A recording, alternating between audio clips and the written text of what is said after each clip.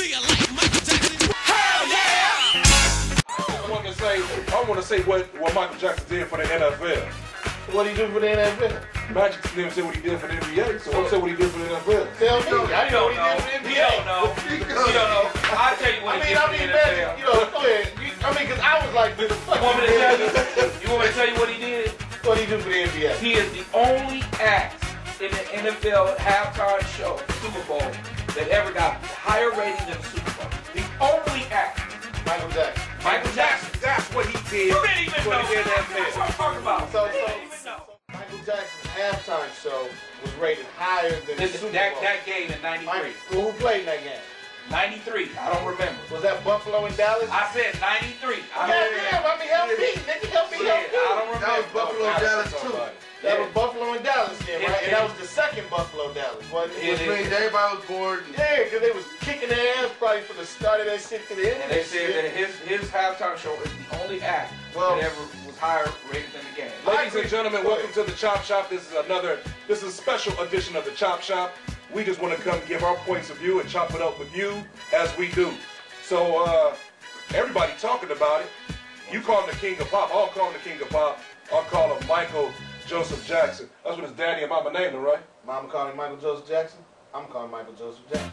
Yeah, and on the real side, we send our condolences and our heartfelt wishes to the family and all the fans who love him. I was a fan of the Jacksons, the brothers all together. And I do love Michael. I went to the Triumph Tour in 1981, the Victory Tour in 1984. Hey, what can you say? This is probably the greatest entertainer that ever lived. And as Mr. Rue, I send out my well wishes and heartfelt condolences to the whole family and all of y'all who are hurt and affected. I can't say what he really did for football. It's a damn thing except for what KP just said. Hey, go ahead. But I tell you this. This man and his music, my two favorite albums is Off the Wall and the Thrill album. And the Thrill album, the PYT girls. This started these girls who had PYT on their little jackets, pretty young things. Right. And it was all over LA, and it was like, I'm a pretty young thing, I'm a pretty young thing. So that's what I remember about Mike, the Jackson 5, the cartoon. We used to watch the cartoon, dog. Yeah, well, my thing is, and James Ingram wrote that song, PYT, for those of y'all that know. He wrote the song, James Ingram. But the thing I most look at is my man was a superstar from age 6 to 50. And that's a long time to not have a childhood and not be normal. We've talked it up before, and I said it all the time, that you don't skip levels of life. If you don't get to be a child when you're a child, you're going to be a child somewhere later on in life. And since, you know, he had hit records and tours and radio interviews he had to do and all that from like 6 and 10 all the way on, hey, he tried to live out his childhood as an adult. You know what I'm saying? And I don't think there's anyone on the planet who, at the age of 6, had to be an adult, wouldn't come out somewhere fucked up or something wrong with you. You know what I mean? And I agree with KP. My favorite album was Off the Wall. And I mean, he's just, the hurt felt that a lot of people feel, I think, is because if you're between the ages of like, let's say 45 to 20 whatever, or a teenager, there's no way you don't know about Michael Jackson. He's like going to your grandmama's house or your mama's house. It's a constant. It's something you expect to be there. You know what I mean? And for him to now be gone, you know, it's just something that's like, wow. We're living in a different time, man. I mean, truthfully, never thought I'd see a black president, and I never really even tried to imagine or thought about imagining about Michael Jackson not being here. So it's a different world. You know what I'm saying? We in it. All right. Yeah. Michael Jackson, Off the Wall. I mean, my pops had giant speakers. He ended up giving them to me and Rue, so he know them speakers. Saturday morning, I'm looking at Spider-Man.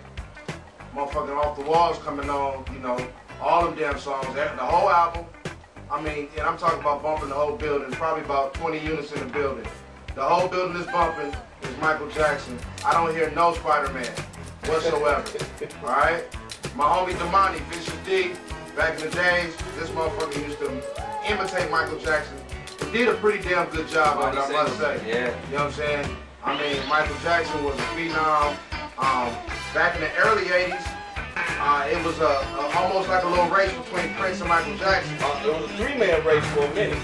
And we talked about this. Rick James, Michael Jackson, Prince. Okay, basically, you know, Prince was, you know, the girls and some of the guys, you know. But no, on the real, Prince, he had them. Michael Jackson had the populace, you know, the white people, black, everybody. And Rick James had the gangsters and everybody that was, you know, neighborhood. You know what I'm saying? It was raw, it was us. Cold-blooded, you know. But to say that, you know, I remember looking at Right On magazines, Black Beat magazines, and it was always this battle between Michael and Prince is what they put to print in our little neighborhood, you know. But eventually, after Thriller and after the next album, it just, Michael Jackson just kind of took off, along with the marketing, the Coke, the Pepsi, and all the different things that went along with Michael Jackson. It was phenomenal, it's crazy, it's a great loss. It's funny, you know, we're speaking of three top in the early age, Rick James, Prince, and Michael Jackson.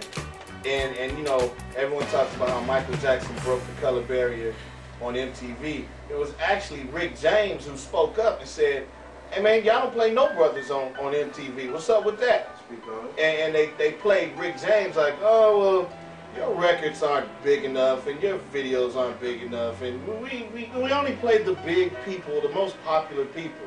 So when Michael Jackson dropped Thriller, it was really like, okay, now what's your excuse? Yeah.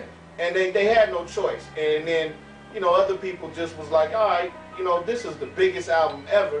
And if you still ain't gonna play Michael Jackson, we gonna really put the light on you. And they had to play him because it was the biggest thing going. You know, that's how the Chop Shop feels on it, and that's the views we had to say. We love you, Mike. Rest in peace, Peace and Michael love. Jackson.